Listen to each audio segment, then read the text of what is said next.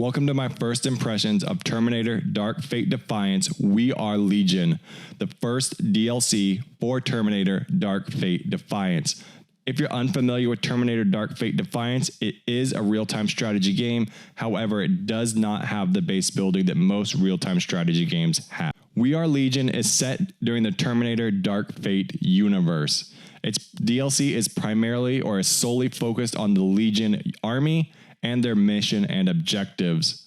What's unique about this DLC beyond playing Legion is it's strictly single player focused and there's an evolved army. So We Are Legion DLC, its primary purpose is the new single player campaign where you command the Legion forces and launch an all-out annihilation campaign on the remaining humans. It is a lot of fun. It's very dynamic, it's very challenging, and they give you a ton of different weapon systems, a ton of different routes, and an absolutely massive battlefield to do this mission. And it's so much fun capturing settlements, destroying humans, and basically eradicating what's left of the resistance. I really am enjoying my time with this game.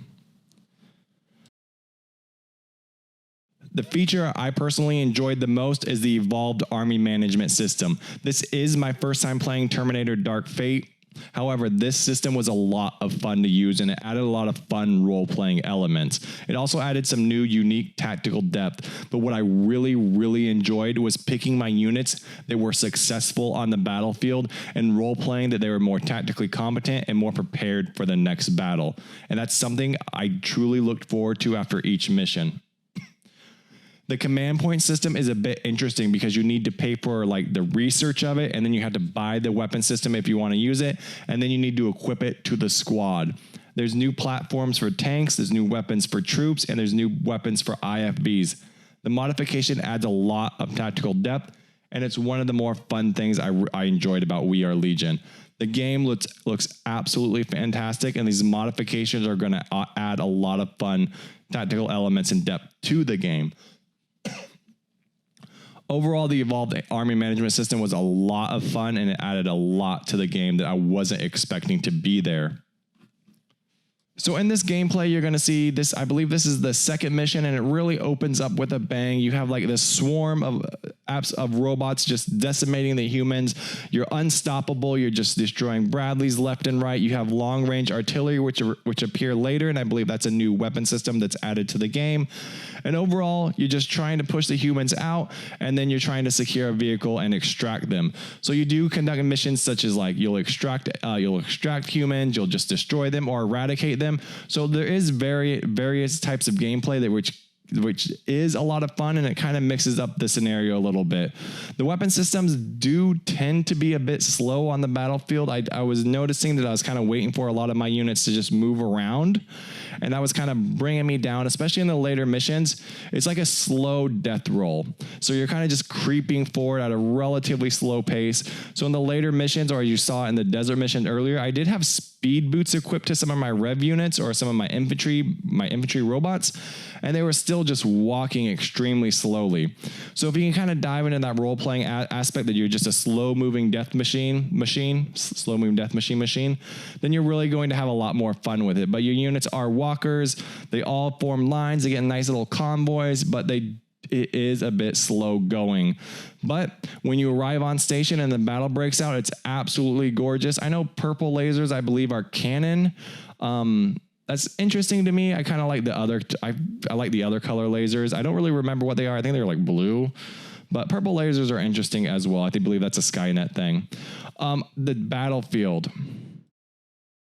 This is something I really love about the game as well, is the battlefield. It looks really gritty. It looks very post-apocalyptic. It looks lived in and abandoned all at the same time.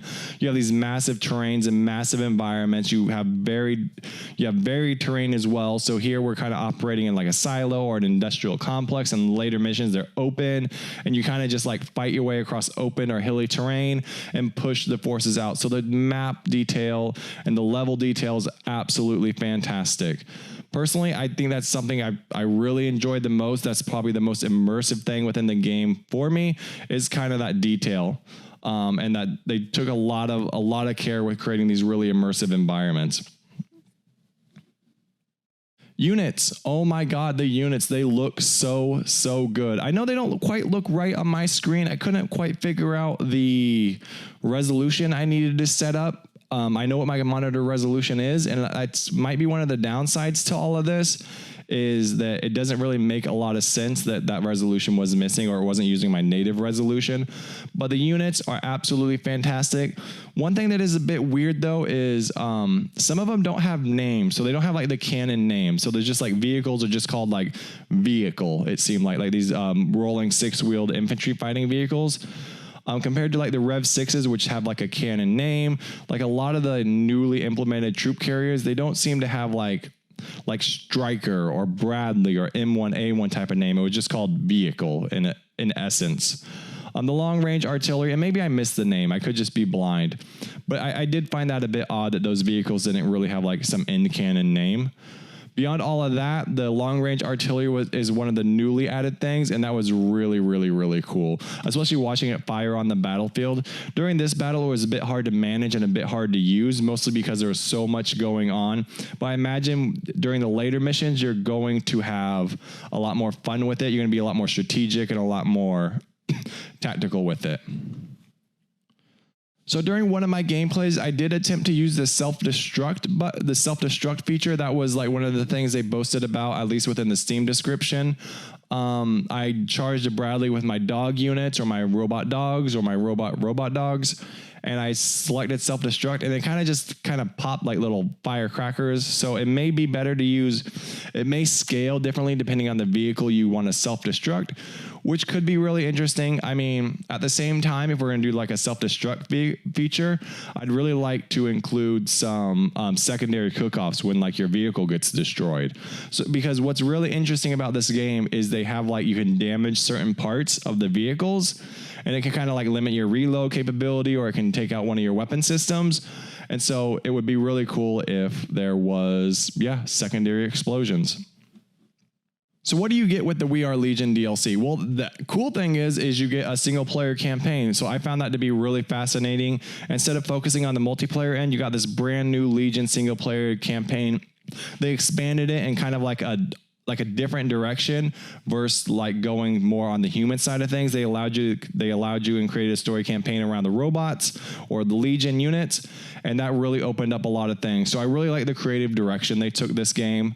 I hope they continue to expand, and I like how they are trying different things. I find that really fascinating, and I'm glad we got to play as the robots or as Legion. I mean, personally, I would like to be Skynet, but I'm not going to harp on that too much. Beyond all of that, you get new evolved army management system. You saw that earlier in the level. I really enjoyed the army management system, if I'm being completely honest. I would really like the ability to rename your units, especially if we're going to keep track of our units. Like if we're going to like keep the ones with higher kill counts, then like why not rename them? That would be really cool. Have their name on the battlefield, because at the end of the day, they're not nameless or faceless drones. If you like kind of follow the story a little bit. Like each unit does kind of not like have a personality, but the way Legion talks about their units is like, they are the best. We are going to be the best. These units need to be the best. So in essence, they're talking about them as if they're people. And even though they are robots, I thought it would be interesting to be able to provide them with names. Upgrades and customizations. There's a dozen modifications for the Legion tanks, including 2 new weapon variants, new modifications for the Legion artillery, which are really cool. Ability to equip rocket launchers to the HC platform. So they're called the HCs. Those are the vehicles that move around. The 6-wheeled vehicles, swarm units with smoke screens. I really want to talk about that too. And then like the ability to have plasma rifles, sniper rifles, and guided rockets, and then the self-destruct feature. All come within the game, primarily single player focused. So my final thoughts and kind of the positive things. What really sold this DLC for me, if I'm being completely honest, is the evolved army management system. I really enjoyed the ability to kind of like track what my units are destroying or which units destroy the most people on the battlefield. And I really just enjoyed grabbing them from like the queue and just continuing to put them on the battlefield, because they're lethal, right? They're lethal. They have proven tactics. They have proven survivability.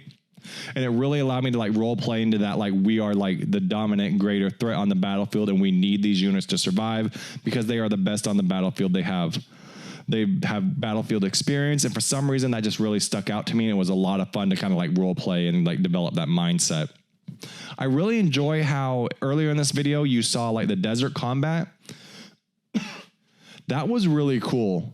I really enjoyed that, especially when the humans popped smokes and suddenly my weapon systems became very inaccurate. I thought that was like really, really cool. Although I wish I could manage their weapon systems a little bit, because I personally did not enjoy, or like, it wasn't the coolest watching my like ATGMs fly off into the distance. I'd really like them to manage their ammo systems a little bit and not fire the ATGMs through a smoke cloud in hopes of just landing a random shot. So those are, I mean, and the environments, man, look at like some of these maps are absolutely, they're like gorgeous. And like I said, they're very abandoned, but they're very lived in at the same time. And they're very dynamic, fun, and they offer like unique tactical challenges. And overall, that was really cool to me. And the new, obviously, modifications, I can't speak to the base game. I have not played as the humans. I've only played as We Are Legion. But what I have played, I've really enjoyed. And I want to like play this DLC more. And I'm going to play it more, and I stream it. So if you enjoy this channel, check out the stream, and see you guys next video. Like, comment, subscribe, check out the Substack. Peace.